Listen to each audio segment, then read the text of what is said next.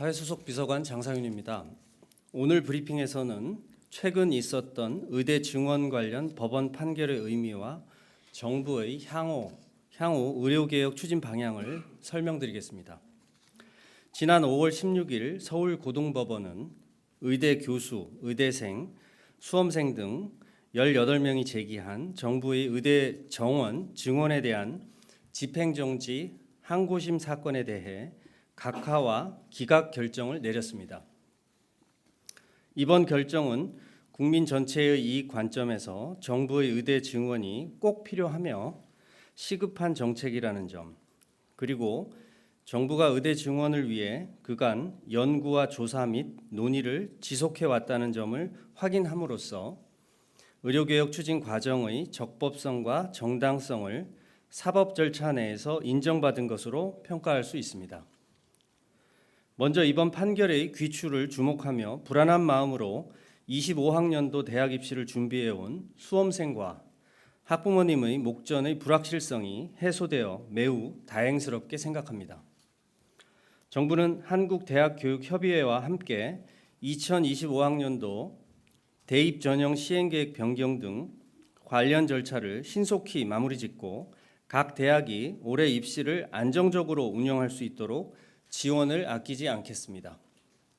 각 대학에서도 의대 정원 증원 결정을 반영한 학칙 개정 작업을 조속히 완료해 주시고 25학년도 입시가 차질 없이 진행될 수 있도록 최선을 다해 주실 것을 당부드립니다. 정부는 증원 이후에도 의과대학의 교육 여건 개선에 중점을 두고 정책적 노력을 집중할 것임을 약속드립니다. 대통령께서는 그간 국무회의와 민생토론회 등 계기가 될 때마다 의학 교육에 있어 더 필요한 부분에 어떠한 투자와 지원도 마다하지 않을 것이다. 국립의대와 지역의 의대에 대한 시설 투자도 대폭 확대하겠다고 지원 의지를 수차 밝히신 바 있습니다. 정부는 의대 증원 이후에도 우수한 교육의 질 확보 문제가 매우 중요한 과제임을 인식하고 철저히 대비하고 있습니다. 이미 지난해 11월과 올해 4월 두 차례에 걸쳐 각 의과대학별 교육 여건 개선에 대한 수요 조사를 실시한 바 있습니다.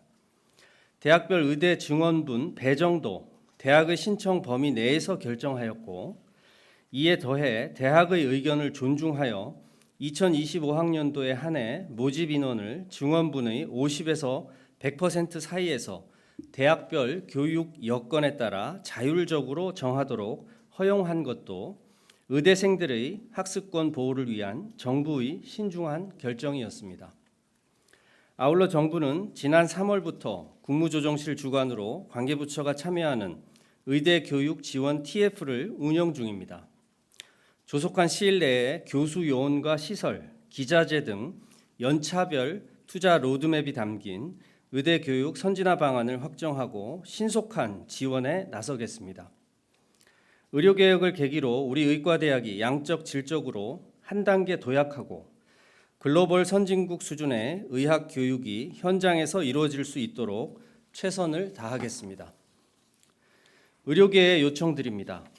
이제라도 의대 증원을 둘러싼 소모적인 소송전, 여론전을 접고 정부와 머리를 맞대고 실질적인 의료 시스템 개혁을 위한 대안 논의에 함께 나서 주시기 바랍니다.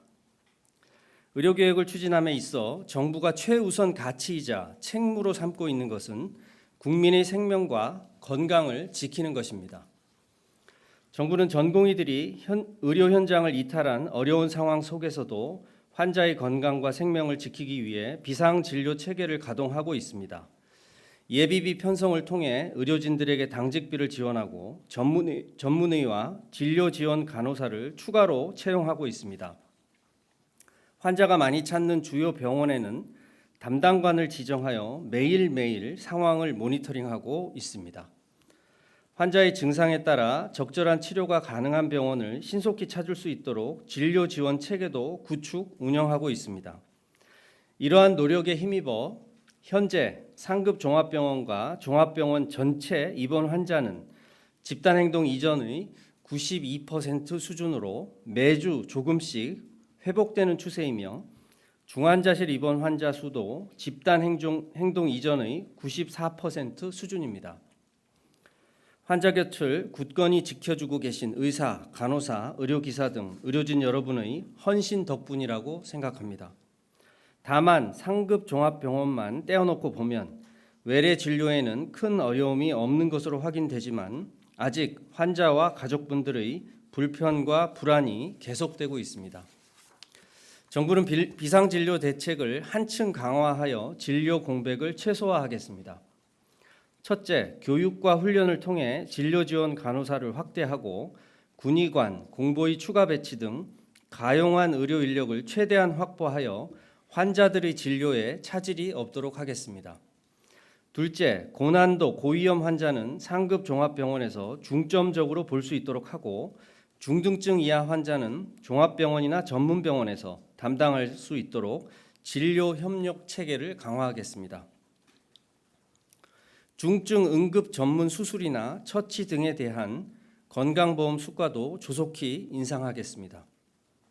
셋째, 응급 환자의 이송, 전원 시스템을 획기적으로 개선하고 주요 질환에 대해서는 순환 당직 등을 통해 응급 중환자의 비상진료를 보다 체계화하겠습니다.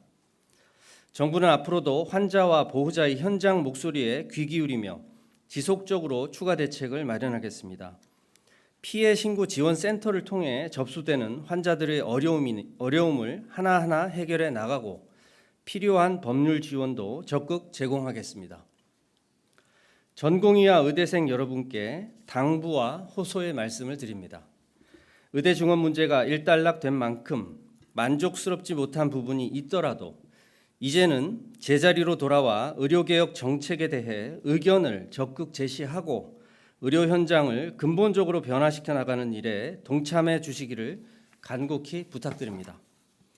3개월 전 집단적 판단과 행동에 동참하는 의미에서 현장을 떠났더라도 이제는 전적으로 각자의 판단과 결정에 따라 복귀 여부를 결정할 시점입니다. 개개인의 앞날에 중차대한 영향을 미칠 결정에 집단적 압력을 가하거나 이를 조직적으로 방해하는 일이 있어서는 안 될 것입니다. 이제는 돌아올 결심을 해야 할 시점입니다. 전공의의 경우 내년도 전문의 자격 취득을 위해서는 수련병원을 이탈한 지 3개월이 되는 5월 20일까지 복귀해야 합니다. 휴가, 휴직, 병가 등 부득이한 사유가 있는 경우 관련 서류와 함께 수련병원에 소명하고 사유가 인정되면 추가 수련 기간이 일부 조정될 여지는 있습니다. 여러분을 간절히 기다리는 환자 곁으로 돌아와 남아있는 수련을 마쳐주시기 바랍니다. 의대생도 마찬가지입니다. 대학에서는 4월부터 수업을 재개하고 있음에도 학생들이 수업 거부가 지속되어 유급에 대한 우려가 커지고 있습니다. 미래 의료인이 되기 위해 학업에 전념해야 할 소중한 시간을 허비하는 안타까운 상황이 더 이상 이어져서는 안 됩니다. 정부는 각 대학과 협업하여 학생들이 원활히 수업에 복귀하여 학업을 이어갈 수 있도록 다각적인 방안을 모색하고 있습니다. 조기에 복귀하는 학생들부터 불이익이 최소화될 수 있도록 정부와 대학이 고민할 것입니다. 의대생 여러분도 각자의 결정에 따라 속히 학교로 돌아와 주시기 바랍니다. 의료계를 대표하는 단체들에도 요청드립니다.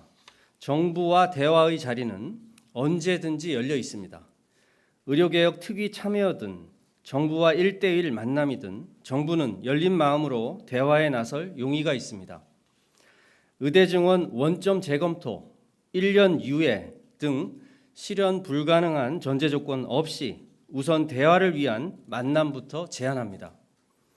불편을 겪고 계신 환자와 불안감 속에 지켜보고 계시는 국민들의 심정을 헤아려 정부의 제안에 조속히 응해 주실 것을 다시 한번 요청드립니다.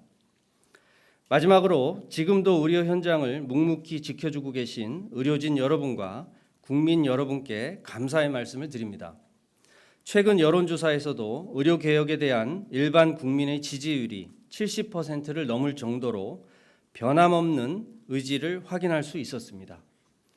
지난 30여 년간 번번이 좌절되었던 일이 더 이상 반복되어서는 안 된다는 국민적 열망이라고 생각합니다. 국민 여러분의 한결같은 지지와 함께 병원에서 환자 곁을 굳건히 지켜주신 의료진 여러분이 노고가 없었다면, 그리고 나보다 어려운 환자를 위해 상급 종합병원 이용을 자제해 주신 성숙한 시민의식이 없었다면 의료개혁은 다시 무의로 돌아갔을 것입니다. 지역 의료와 필수 의료의 붕괴는 걷잡을 수 없었을 것입니다. 다시 한번 국민 여러분과 의료진 여러분께 감사의 말씀을 표합니다. 정부는 앞으로도 의료개혁에 대한 국민적 열망이 이번에 반드시 실현될 수 있도록 최선을 다하겠습니다. 감사합니다. 질의응답부터 사진과 영상은 비공개로 진행하겠습니다.